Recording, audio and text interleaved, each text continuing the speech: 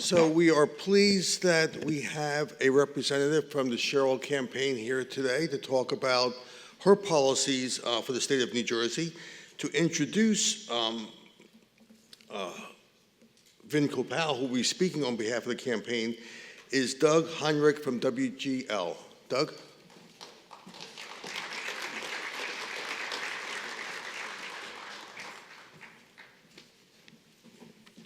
Good morning again.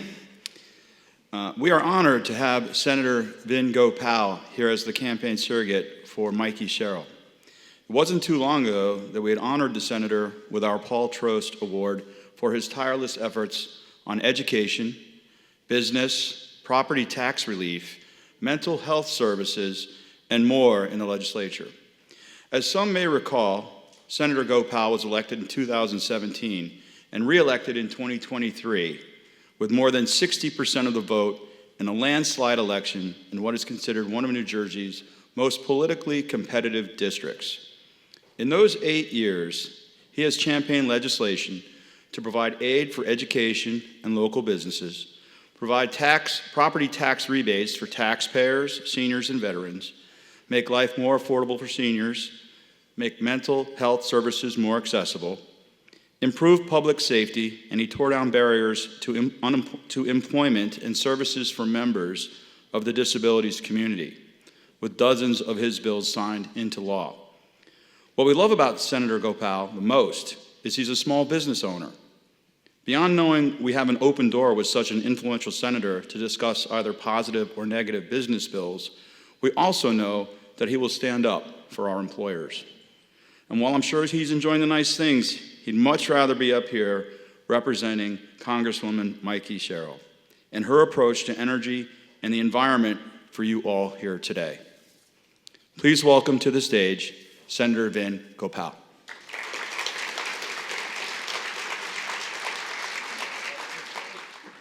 Thank you, Doug. Good morning, everyone. Doug, thank you for the introduction. Thank you for all the work you do on breast cancer research and all the nonprofits you're involved in addition to your regular work each and every day. And to BIA, I'm sorry, hi, Michelle. Good morning, Michelle. And to Chris and everyone else, thank you for having me. It's an honor for me to be here on behalf of Congresswoman Sherrill. She apologized that she couldn't be here. I have the honor of serving as her campaign chairperson, and I will tell you just very briefly, when I accepted this role, I spent a lot of time with the Congresswoman and obviously continue to talk to her throughout the week, each week, but I really wanted to make sure that I understood her worldview. And I come from a district, as some of you know, I'm the only legislator in the state that represents a district that Jack Ciattarelli won 4 years ago. So most of my constituents are not actually from my political party.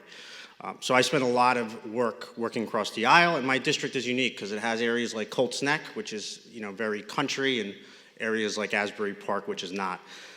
And that's honestly what attracted me to Mikie a lot.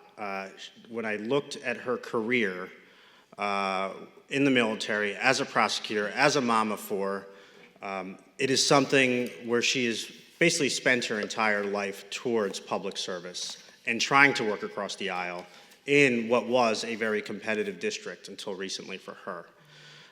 Mikie's number one thing she says is, how do we make government work more efficient? She hears complaints constantly, and we saw at the last gubernatorial debate where she kind of took a shot at the current administration regarding real ID appointments at motor vehicle. We have seen failures in government across the area, whether it's issues at the Department of Labor, whether it's permitting. And for Mikie, the number one thing is, how do we get to yes? Too many government agencies focus on how to deny someone, how to not be small business friendly, not helpful in navigating planning boards and county and state and local governments. And that is what Mikie's number one focus is across government, including in the energy sector, including in making sure that folks that are getting permits before DEP or DCA or DOT, that they have a pathway, that the person on the other end is actually trying to help them get there, and not just, unfortunately, sometimes we enter, and it's not unique to this administration, it goes back many administrations where you have a bureaucratic response on how not to move the ball forward.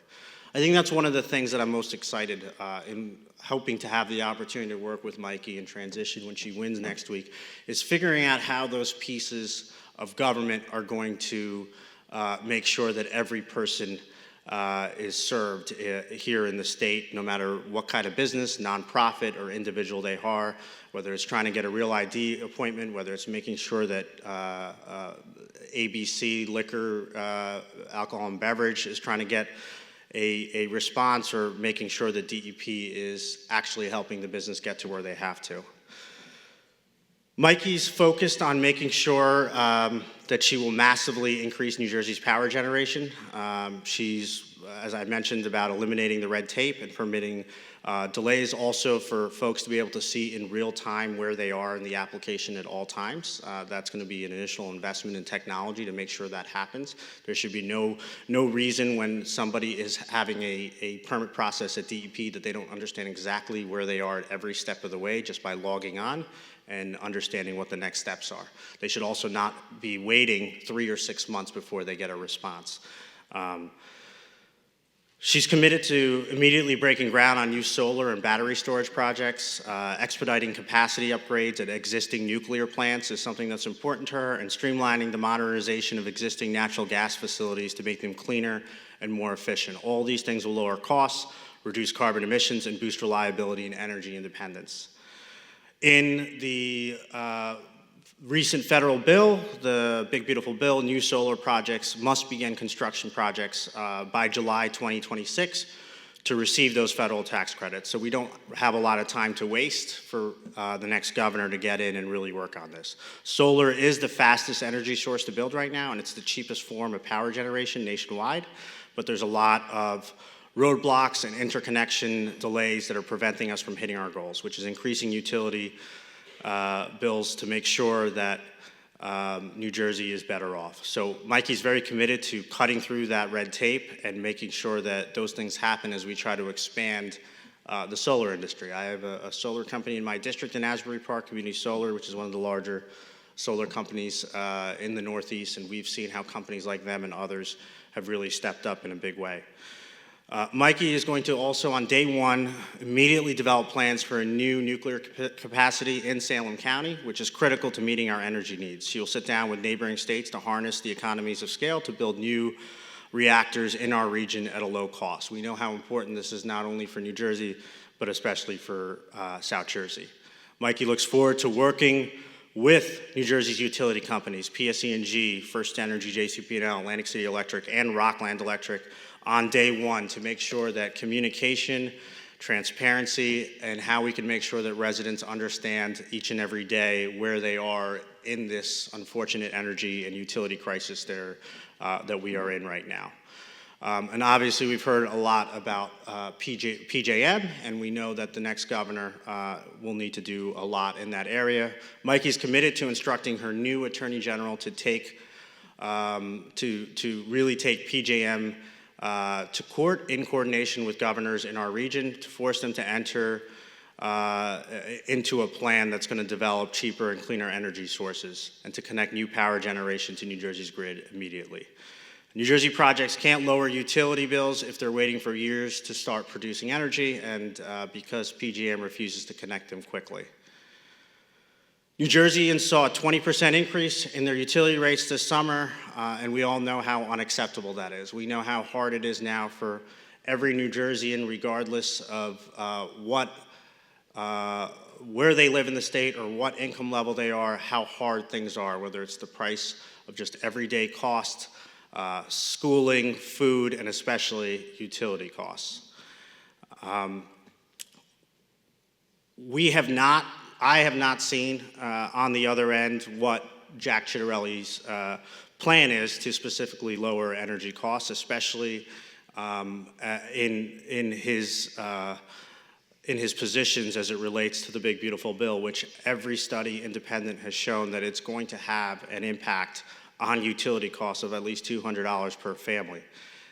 He has defended a lot of those existing actions that happened and to plan the status quo, including criticizing Mikie for doing committing to a freeze utility rate on day one.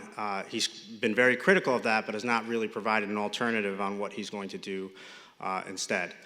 New Jersey's former ratepayer advocate, Stephanie Brand, has argued the opposite on that issue, saying, will it be hard?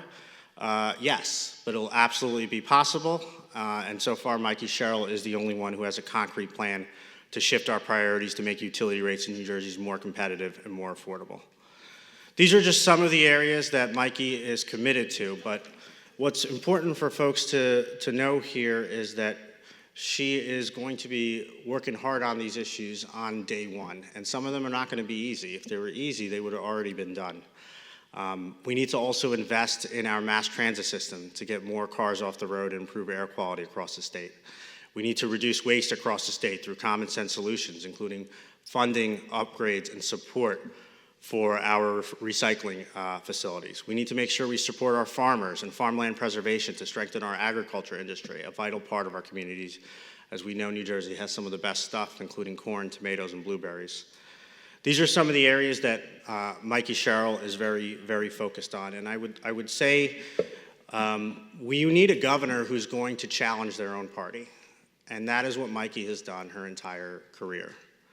She was one of the handful of members when she got to Congress to vote against Speaker Pelosi. Whether you were a supporter of the Speaker or not at the time, to be a handful of House members to come in, to give your word, to vote against that person shows an extraordinary amount of political independence and courage. She did it again the second term.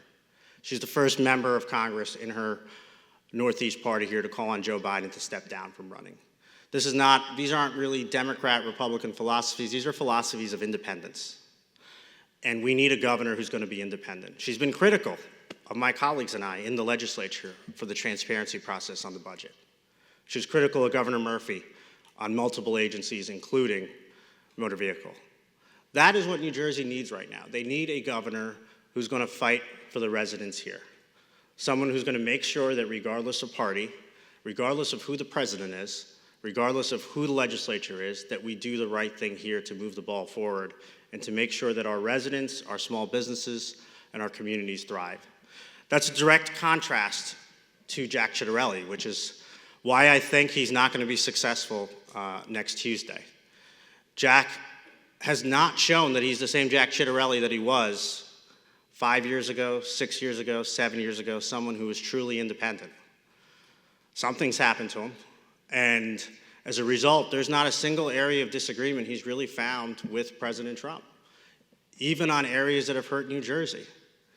That's not what New Jerseyans are looking for. We remember the time, many of us remember the time when we saw Governor Chris Christie step up after Superstorm Sandy, taking on the Republican members of Congress because they sent money to Katrina, but they didn't send it here to Sandy. And folks all over the country were proud of Governor Christie when he did that. That's the type of governor New Jersey is going to be looking for, not someone who's going to cave to the president regardless of who that president is. Because many of these challenges are going to be very, very difficult. New Jersey has a lot of challenges ahead. I've often talked about when I'm in front of BIA, 565 towns, 600 school districts, hundreds of housing authorities, sewer authorities, parking authorities. Mikie Sherrill was the first candidate ever of either party to say at the last debate that she would support some kind of mandatory consolidation to try to lower costs for taxpayers. When Jack was asked the question, he said, I support home rule and I'm not touching it. That's the political answer to say. We have, with cost of living rising, with expenses going up, with healthcare costs going up, we have to do an all-hands-on approach, and what usually used to work in the old days will not work moving forward. New Jersey has more government than any other state that's out there. Thousands of government entities you're going to hit before you even go, before you hit home. And a lot of that will affect energy costs and utility costs.